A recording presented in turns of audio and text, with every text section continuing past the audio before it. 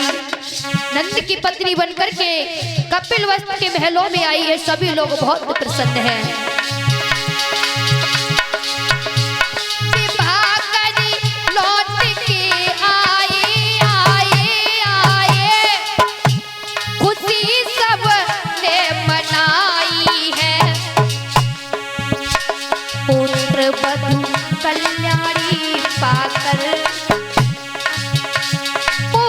वधु कल्याणी पाकर माँ प्रजापति हर्षाई है। पुत्र वधु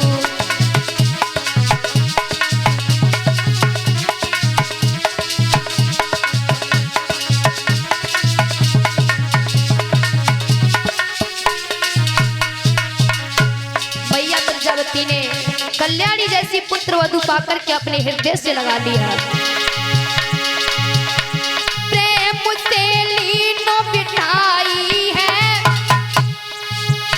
हृदय से लिया लगाई है। प्रेम से लियो बिठाई है। हृदय से लिया लगाई है। खुशी का ना ठिकाना था। खुशी का ना ठिकाना था। दिल में अति हर्षाई है।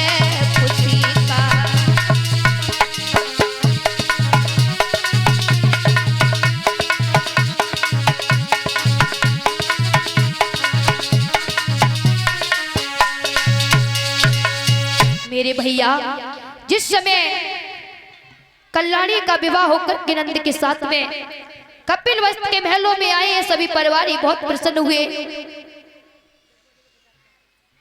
कल्याणी जैसी सुंदर और सुशील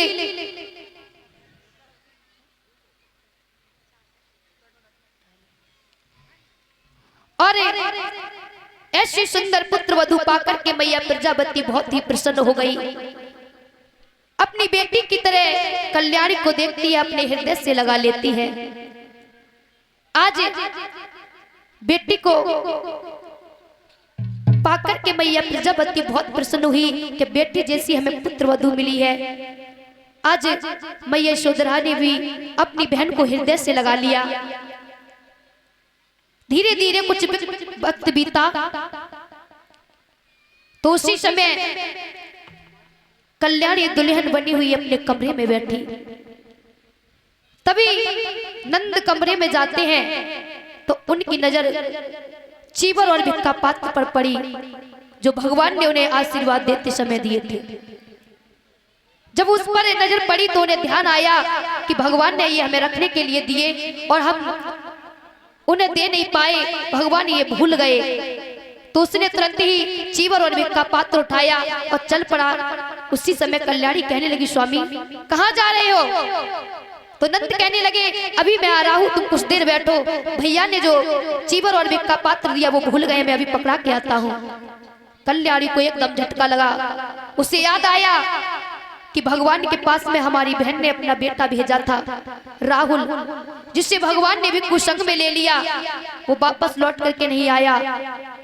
मुझे लगता है कि ये अगर जाएंगे तो क्या पता कहीं ये भी वैराग धारण न कर ले। कल्याणी कहने लगी, नहीं स्वामी, यदि आपको ये भिक्खा पात्र और चीवर पहुंचाना है तो किसी सेवक के हाथ पहुंचा दो, तुम मत जाओ।